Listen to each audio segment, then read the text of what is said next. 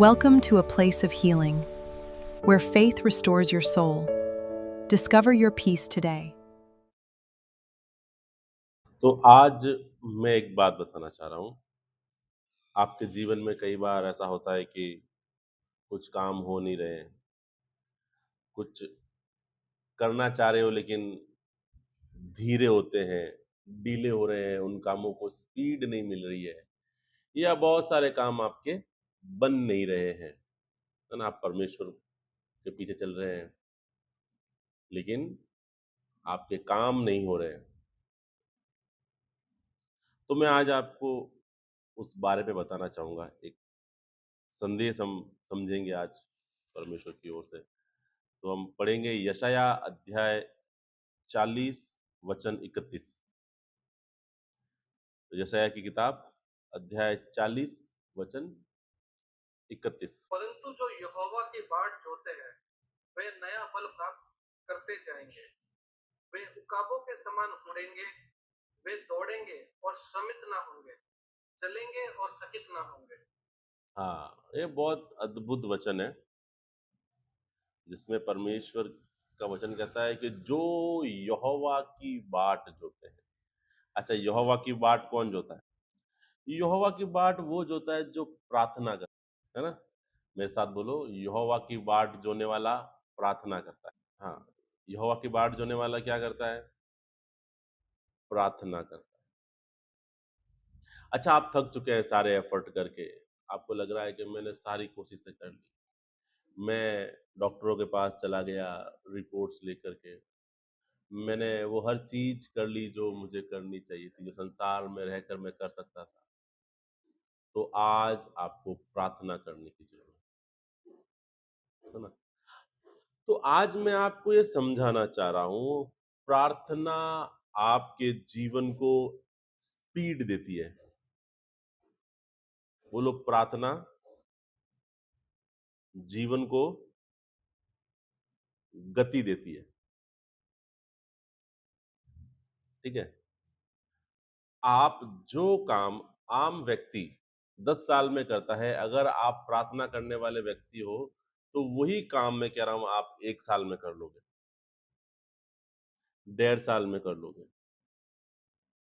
तो कई बार हमारी जो बुलाहट है या हमारा जो काम है, हमारी प्रार्थनाओं पर निर्भर करता है।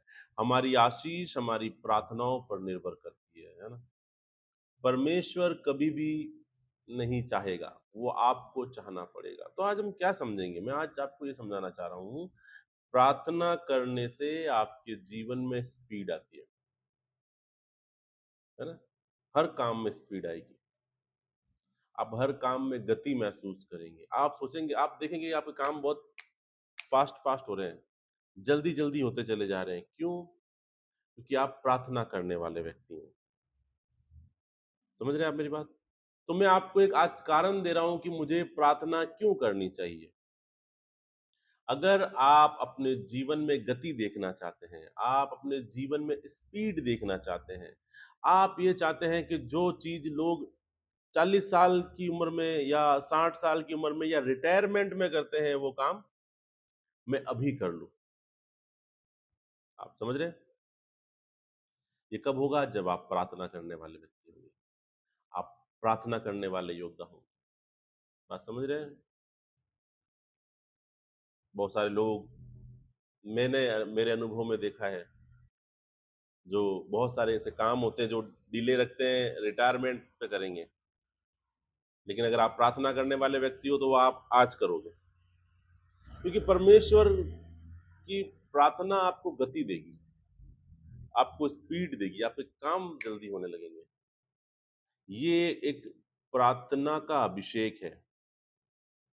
ध्यान रखिएगा, प्रार्थना करने वाला व्यक्ति कभी भी डिले नहीं होता है, कभी भी लेट नहीं होता है। और आपके जीवन में अगर चीजें लेट हो रही हैं, आपको लग रहा है कि मुझे राइट टाइम पे नहीं मिल रहा है, तो मैं कह रहा हूँ आपको प्रार्थना बढ़ाने की जरूरत है। समझ रहे हैं आप मेरी बात? क्या करने की जरूरत है? बोलो, प्रार्थना बढ़ाने की जरूरत है। बोलो, प्रार्थना करने की जरूरत है। ठीक है? तो इसको हम समझे एलिया जब अहाब के समय में पहाड़ पर माउंट कार्मेल पर प्रार्थना कर रहा है और वो प्रार्थना इसलिए कर रहा है कि अब जो पिछले साल से बारिश नहीं हो रही है 3 सालों से, अब बारिश हो जाए। क्योंकि राजा उसके पास जाता है और वो कहता है कि भैया अब तू प्रार्थना कर ताकि बारिश हो जाए। अब अहाब वहाँ अभी एलिया वहाँ पर क्या कर रहा है? एलिया प्रार्थना करता है, फिर अहाब को कहता है, "तू अपने रथों को, घोड़ों को ले और भाग के नीचे चला जा, क्योंकि अब बहुत ज़्यादा बारिश होने वाली है।" ये कहानी हम ये घटना हम सबने पढ़ी है बाइबल के अंदर, है ना? फिर एलिया क्या करता है कि अपनी कमर बाँधता है और देखते ही देखते वो इतना तेज़ भागता है कि वो रथों से तेज़ भाग जाता है। वो घोड़ों से भी आगे भागता है, वो गाइड करने लग जाता है, घोड़े उसके पीछे-पीछे भाग रहे हैं। ये कैसे हुआ? अच्छा ये सामान्य बात है। अच्छा आम आदमी कर सकता है क्या? नहीं, ये प्रार्थना की स्पीड है। जब आप प्रार्थना करेंगे तो आप अपने दैनिक जीवन में स्पीड से भागेंगे। आप जल्दी सक्सेस को ले लेंगे। आप जल्दी चीज़ें प्राप्त करेंगे क्योंकि आप प्रार्थना करने वाले व्यक्ति हैं। प्रार्थना करने वाला व्यक्ति कन्फ्यूज़ नहीं होता है। अच्छा शैतान हमेशा क्या करता है? आपको कन्फ्यूज़ करता है, ताकि आप प्रार्थना नहीं कर पाओ। है ना? और प्रार्थना क्या करती है? कन्फ्यूज़न को हटा देती है। बात समझ रहे हैं ना? शैतान क्या करता है? वो आपको डिस्ट्रैक्ट करता है। डिस्ट्रैक्ट का मतलब वो आपको भटका देता है। आजकल नई स्ट्रैटेजी है, मारने से ज़्यादा अच्छा है उसको भटका दो। डिस्ट्रैक्शन ले आओ उसके अंदर, ठीक है? अच्छा डिस्ट्रैक्शन सबसे बड़ा हथियार है शैतान का आज के टाइम में। डिस्ट्रैक्शन कैसे है? भैया आप चर्च में आए प्रार्थना करने और आप प्रार्थना कर रहे हैं कोई पर्टिकुलर एक आशीष के लिए, शैतान आपको डिस्ट्रैक्ट करेगा, बोले ये नहीं, ये ज़्यादा इम्पोर्टेंट है। अब आपकी मेन फ़ोकस हट गई, आप उधर चले गए। समझ रहे हैं? मैं कल एक वीडियो देख रहा था, मैं शायद इस वीडियो में भी पेस्ट कर दूँगा अगर मुझे मिलेगा तो। एक आदमी आता है और 1 मिनट रुकिए।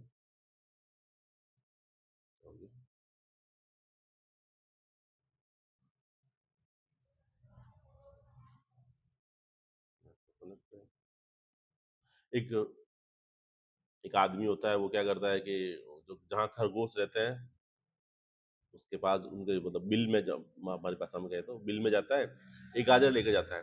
तो गाजर खरगोश के मुँह में डालता है ऐसे और पीछे से सारे बच्चे निकाल लेते हैं और गाजर इतना उस खरगोश उसमें मतलब खरगोश उस गाजर की खुशबू में इतना मदहोश हो गया, इतना उसको खाने में बिज़ी हो गया, उसकी आँखें बंद वो खाया जा रहा है और पीछे से वो आदमी सारे बच्चे निकाल लेता है उसके और उस खरगोश को पता ही नहीं है।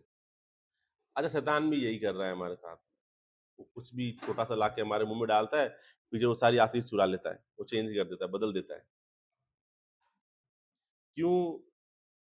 क्योंकि हम प्रार्थना में नहीं है, हम डिस्ट्रैक्ट हैं। डिस्ट्रैक्शन शैतान का सबसे बड़ा हथियार है। कन्फ्यूज़न शैतान का सबसे बड़ा हथियार है ना? तो प्रार्थना से क्या होगा? प्रार्थना से आपको स्पीड मिलेगी। प्रार्थना से आपका कन्फ्यूज़न दूर हो जाएगा। प्रार्थना से आप सीधा देख पाएँगे, तो प्रार्थना आपको स्पीड देती है। इसलिए हमें प्रार्थना करना ज़्यादा ज़रूरी है। प्रार्थना करना ज़्यादा इम्पोर्टेंट है। अब अगर दाऊद के बारे में पढ़ें, तो अमालेकी क्या करते हैं? हम बाइबल में पढ़ा है ना, घटना बाइबल के अंदर ये है। अमालेकी आते हैं और दाऊद के कबीले पर, उसके ट्राइब्स पे हमला करते हैं और सारे उसके पत्नी बच्चों को लेके चले जाते हैं। दाऊद को जब ये पता चलता है, तो दाऊद अच्छा दाऊद कन्फ्यूज़ नहीं होता है ना? दाऊद अब ये सोचता नहीं मैं कैसे करूँगा, क्या करूँगा? वो तुरंत परमेश्वर से पूछता है, इसका मतलब प्रार्थना करता है। वो तुरंत परमेश्वर से कहता है, "परमेश्वर, मुझे क्या करना चाहिए? क्या मैं उसके पीछे जाऊँ, मैं उनको पकड़ पाऊँगा?" अच्छा वो यहाँ छाती पीट के रो रहा है क्या? वो कह रहा है, "नहीं, नहीं परमेश्वर ये कैसे हो गया? मेरी पत्नी चली गई, मेरे बच्चे" तुरंत बाइबल में लिखा है वो तुरंत प्रार्थना करता है और परमेश्वर से ये पूछता है, "क्या मैं उनके पीछे जाऊँ?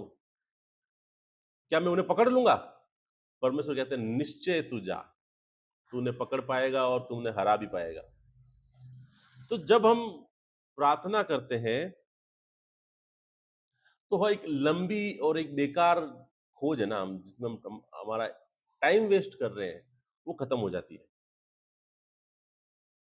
प्रार्थना करने से आपका टाइम बचता है, आप सीधा-सीधा पहुँचने लग जाते हो। लेकिन प्रॉब्लम क्या है, शैतान आपको प्रार्थना करने देगा नहीं, वो आपको डिस्ट्रैक्ट करेगा। वो आपको कन्फ्यूज़ करेगा, इधर ले जाएगा, उधर ले जाएगा, ये चीज़ नहीं करनी, ये चीज़ नहीं करनी। आपकी प्रार्थनाओं के पॉइंट बदला चेंज करवा देगा। इसलिए हमने पिछले दिनों में यही सीखा, प्रार्थना लिख कर करेंगे, है ना? आप सब लोग मीटिंग में जब आ रहे हैं, हम क्या कह रहे हैं? हम प्रार्थना लिखेंगे। ये बात परमेश्वर ने मेरे मन में डाली थी। ये आप प्रेयर पॉइंट लिख दो, क्योंकि अभी हम इतना डिस्ट्रैक्ट हो जाते हैं कि हम भूल जाते हैं हम किस विषय पे प्रार्थना कर रहे थे।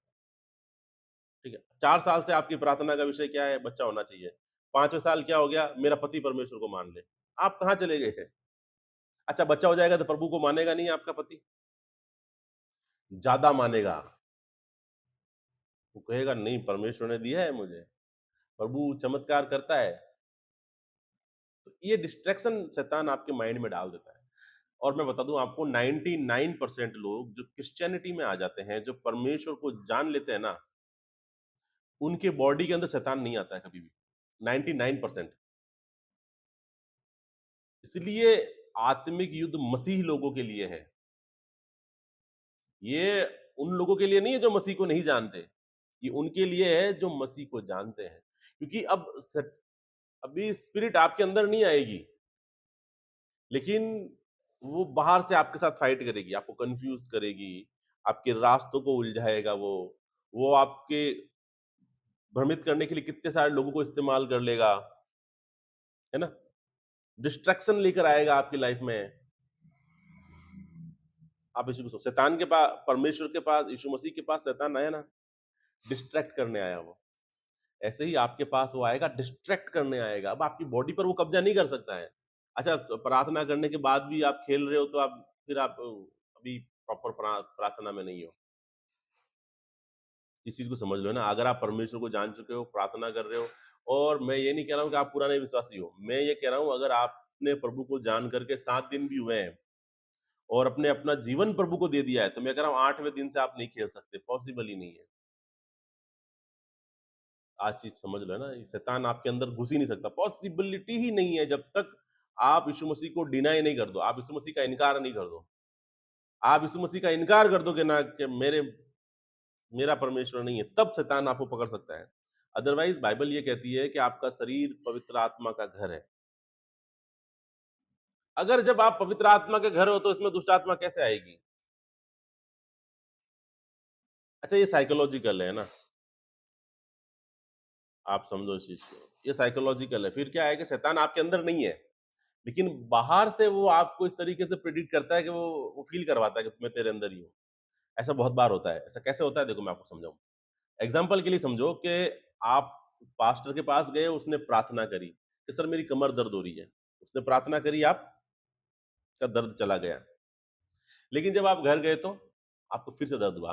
अच्छा, फिर से दर्द हुआ, इसका मतलब दर्द नहीं आया है। ये शैतान आपको फील करवाता है कि अभी भी है वहां पर, मैं अभी भी हूँ वहां पर।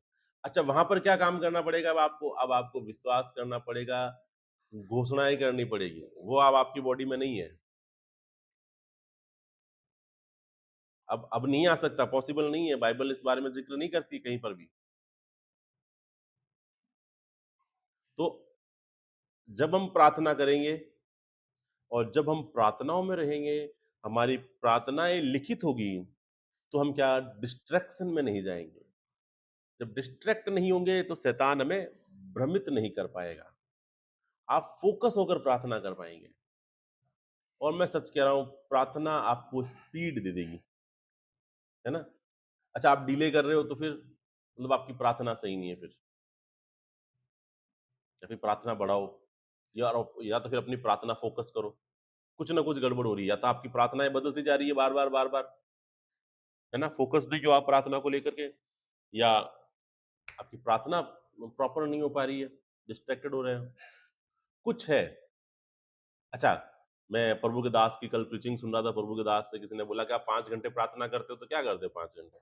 तो प्रभु के दास कहते हैं कि मैं 5 घंटे 6 घंटे तो प्रार्थना नहीं कर सकता, पॉसिबल नहीं है, आपके शब्द खत्म हो जाएंगे।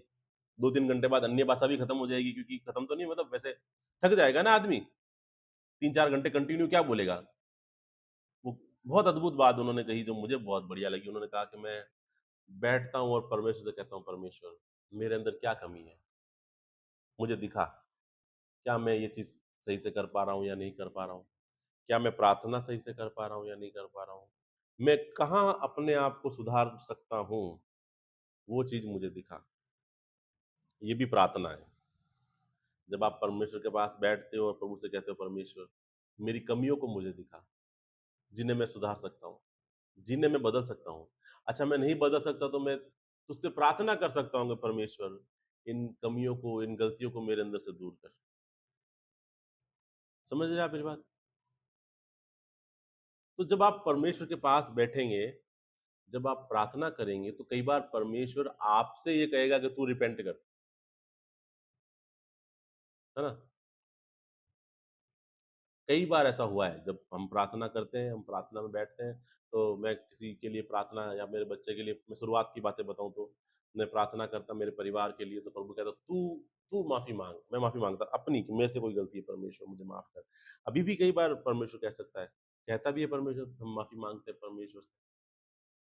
तो परमेश्वर, पवित्र आत्मा आपको, जब आप प्रार्थना में बैठेंगे, आप संगति करेंगे परमेश्वर की, तब परमेश्वर आपको बताएगा। तो कहने का मतलब ये है कि प्रार्थना आपको रफ्तार देती है।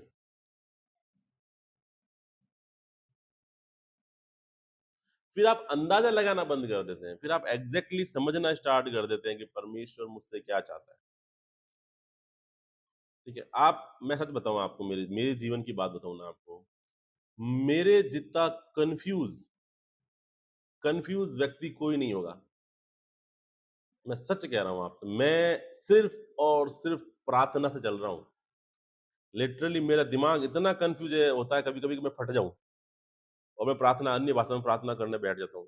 प्रभु मुझे एकदम सारे रास्ते प्रभु सीधे कर देता है कि नहीं, यहीं रहना है, कहीं नहीं जाना है, स्थिर करो। फिर मैं कहता हूँ, हाँ, अब ठीक है प्रभु।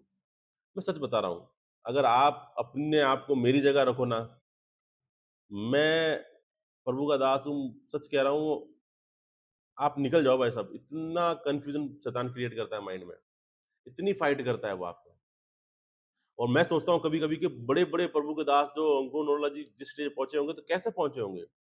बहुत युद्ध करता है वो आपसे। अगर आप प्रार्थना में नहीं हो ना पक्के, मैं सच कह रहा हूँ आपकी लाइफ़ को ऐसे पटक देगा वो। आप हो जाओगे भयंकर डिस्ट्रैक्शन में। प्रार्थना बहुत इम्पोर्टेंट है। रोज़ प्रार्थना करो, वचन लिख कर के, प्रेयर पॉइंट लिख कर के, मैं सच कह रहा हूँ, बिना प्रार्थना के आप नहीं जीतोगे, आप जीत नहीं पाओगे। सच कह रहा हूँ मैं आपसे। एक बात हमेशा ध्यान रखना, यीशु मसीह के 12 चेले थे, 12 के 12 ने प्रभु यीशु मसीह का इनकार किया है। पता है आपको? एक्सेप्ट जोना, जॉन, यूहन्ना को छोड़ कर के। ऐसा मानते हैं कि यूहन्ना ने, लेकिन वो भी चला गया था जब यीशु मसीह मर गए थे तब क्रॉस पर। आप समझ रहे हैं? सब लोग चले गए थे, लेकिन मरा कौन? सिर्फ यहूदा इस्करियोती। पता है आपको? 11 अपोस्टल्स नहीं मरे। क्यों? क्योंकि उन्होंने परमेश्वर से एक चीज़ सीख ली थी, प्रार्थना। समझ रहे हैं आप?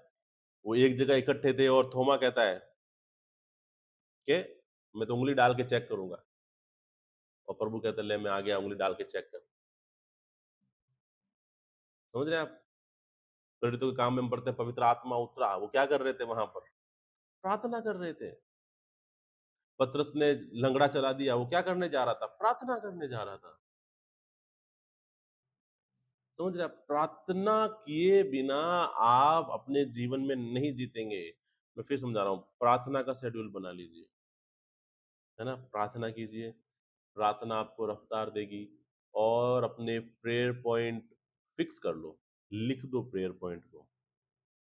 लिखने से आपको पता रहेगा मुझे डिस्ट्रैक्ट नहीं होना है, मेरा प्रेयर पॉइंट चेंज नहीं करना है। उसी प्रेयर पॉइंट पे बार-बार, बार-बार प्रार्थना करो। तब जाकर के वो प्रार्थना आपकी आत्मा में जाएगी, और जब वो आत्मा में जाएगी तो फल लेकर आएगी। अदरवाइज फल नहीं आएगा। आपकी रोज प्रार्थनाएं चेंज होगी, रोज कंफ्यूजन में जाओगे, और आपकी स्पीड धीरे हो जाएगी। मैं सच बता रहा हूँ, कंफ्यूजन आपकी स्पीड धीरे कर देता है। बिना प्रार्थना के हम कंफ्यूज है ना? बिना प्रार्थना के हम कुछ भी नहीं है। बिना प्रार्थना के आप जीतोगे नहीं।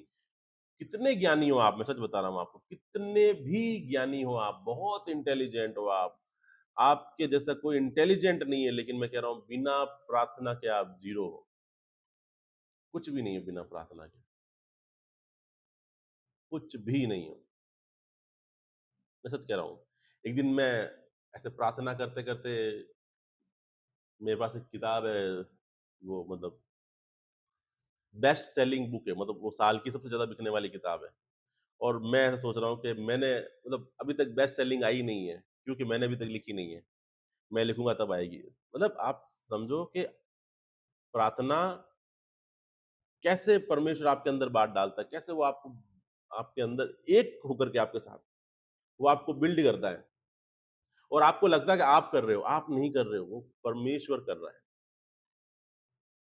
है ना? कई बार हमें लगता है कि हम कर रहे हैं, लेकिन मैं सच बता रहा हूँ, पवित्र आत्मा आपके अंदर से करता है, परमेश्वर आपके अंदर से करता है। तो समझने की ज़रूरत है। यशायाह 40 का 31 कहता है कि जो यहोवा की बाट जोते हैं, वो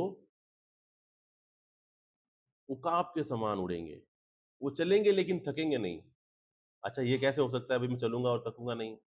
मैं आपको उसका सीक्रेट समझाऊँ कैसे होता है ये। एक्चुअल में जैसे मैं हूँ, मैंने बहुत काम किया आज मैं, कई बार ऐसा होता है कि मैं शाम को थक जाता हूँ। कई बार पेशेंट ऐसे होते हैं कि मैं ऑफ़िस की जॉब से पेशेंट से मैं थक जाता हूँ, मुझे ऐसा लगता है कि आज तो प्रार्थना ही नहीं होगी मेरे से, मैं नहीं कर पाऊँगा, पॉसिबल नहीं है।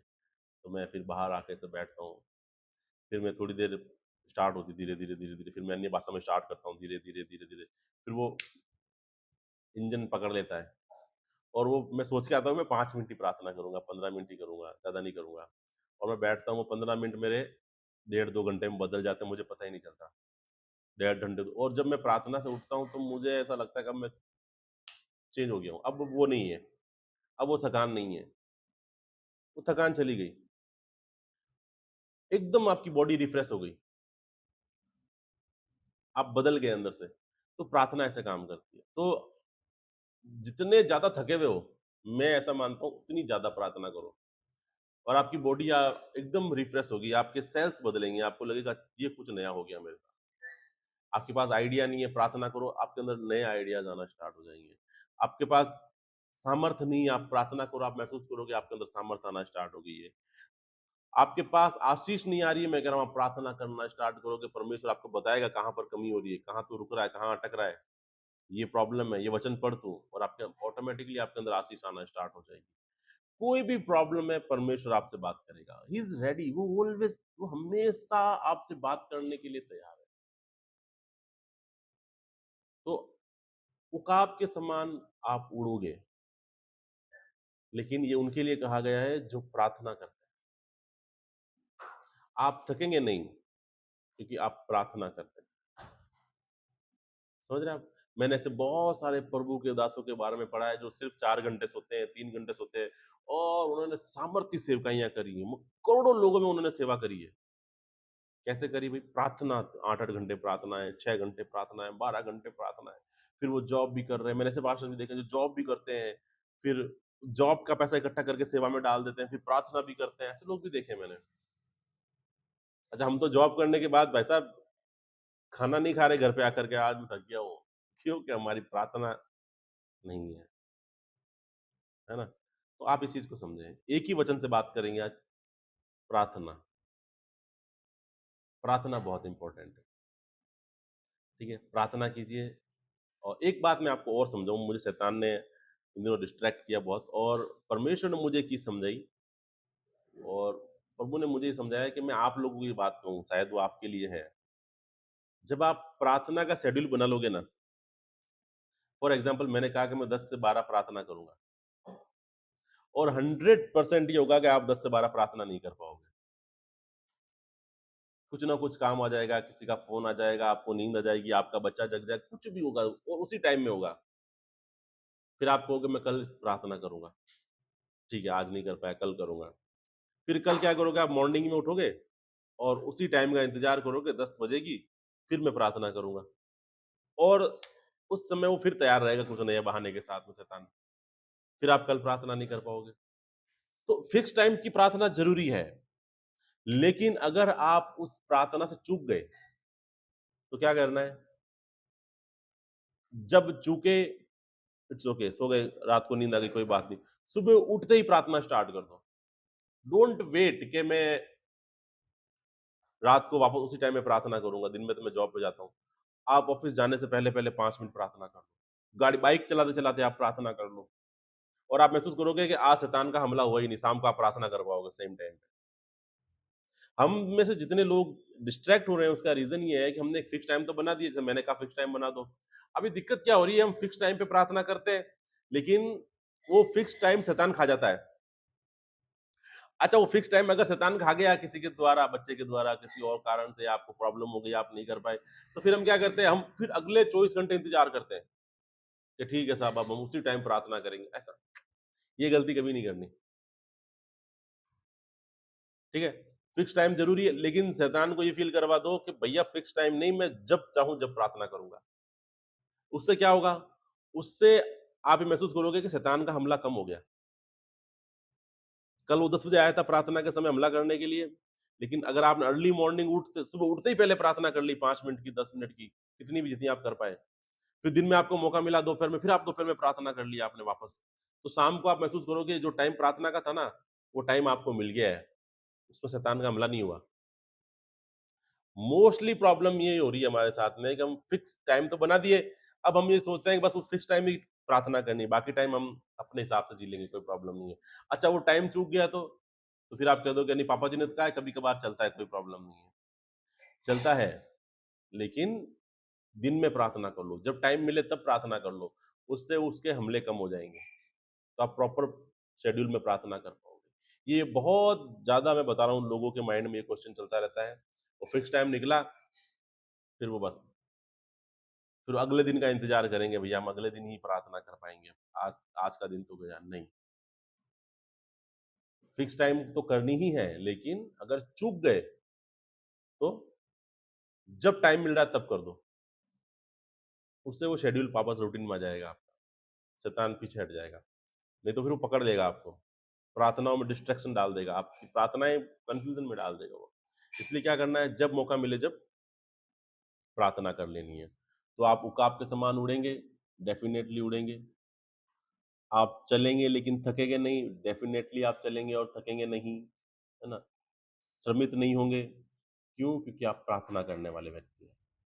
ये वचन उनके लिए कहा गया है जो प्रार्थना करते हैं। तो मैं आज आपको प्रार्थना के बारे में समझाना चाह रहा था। मैं विश्वास करता हूँ ये वचन आपके हृदय में गया होगा, है ना? मैं आँखें बंद कीजिए, हम एक प्रार्थना करेंगे। परमेश्वर खुदावन हम प्रार्थना करते हैं मेरे पिता परमेश्वर, मैं आपका दास होने के नाते प्रार्थना करता हूँ मेरे पिता परमेश्वर। यीशु मसीह के नाम से इनके जीवन में मेरे पिता परमेश्वर प्रार्थना का अभिषेक आ जाए right now in Jesus name. ये प्रार्थना करने वाले व्यक्ति बन जाए मेरे पिता परमेश्वर।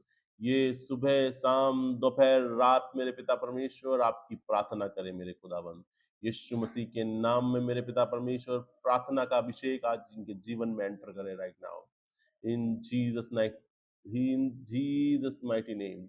यीशु मसीह के सामर्थ्य नाम में हर वो स्पिरिट, हर वो जादू टोना जो इन्हें प्रार्थना से भ्रमित करता है, इनके जीवन से दूर हो जाए यीशु मसीह के नाम से। आज से तुम प्रार्थना योद्धा बन जाओ इन जीसस माइटी नेम। मेरा परमेश्वर प्रार्थनाओं के द्वारा तुमसे बातें करें, यीशु मसीह के नाम से हम मांगते हैं, आमीन। तो प्रार्थना जरूरी है, ठीक है? फिक्स शेड्यूल होना चाहिए, क्योंकि इन दिनों मैं जो परमेश्वर से बात कर पा रहा हूँ, मुझे परमेश्वर यही समझाना चाह रहे हैं या समझाते हैं कि मैं आपको प्रार्थना करना सिखाऊं। प्रार्थना का समय फिक्स कर लीजिए, बहुत ज़रूरी है। अगर उस समय शैतान डिस्ट्रैक्ट कर रहा है, तो दिन में, शाम में, जब समय मिले तब आप प्रार्थना कीजिए। और आत्मा में तो हर समय प्रार्थना करते रहिए, ताकि शैतान आपको भ्रमित ना कर सके। मैं आशा करता हूँ परमेश्वर इस वचन के द्वारा आपको आशीष दे। आइए हम प्रभु यीशु मसीह को ग्रहण करेंगे और प्रभु यीशु मसीह का अंगीकार किए बिना हम इस प्रार्थना मीटिंग को आगे नहीं बढ़ाएंगे। आइए हम प्रार्थना करें। आंखें बंद करके मेरे साथ एक मन हो जाएं। अपना जीवन परमेश्वर को दे दें, वो संभालेगा। धन्यवाद महान सामर्थ्य पिता परमेश्वर। पिता परमेश्वर धन्यवाद देते हैं मेरे खुदा आपके अनुग्रह और आपकी दया के लिए मेरे पिता परमेश्वर। यीशु मसीह के नाम से मैं विश्वास करता हूँ, यीशु मसीह परमेश्वर का पुत्र है। यीशु मसीह मेरे लिए, मेरे पापों के लिए मारा गया, गाड़ा गया, 3 दिन बाद मुर्दों में से जी उठा। यीशु मसीह जीवित परमेश्वर है। मैंने जो भी पाप जाने अनजाने में किए हैं, मैं उन्हें मानता हूँ। मेरे पापों को माफ करो। मैं यीशु मसीह को अपना उद्धारकर्ता ग्रहण करता हूँ, यीशु मसीह के नाम से। आमीन।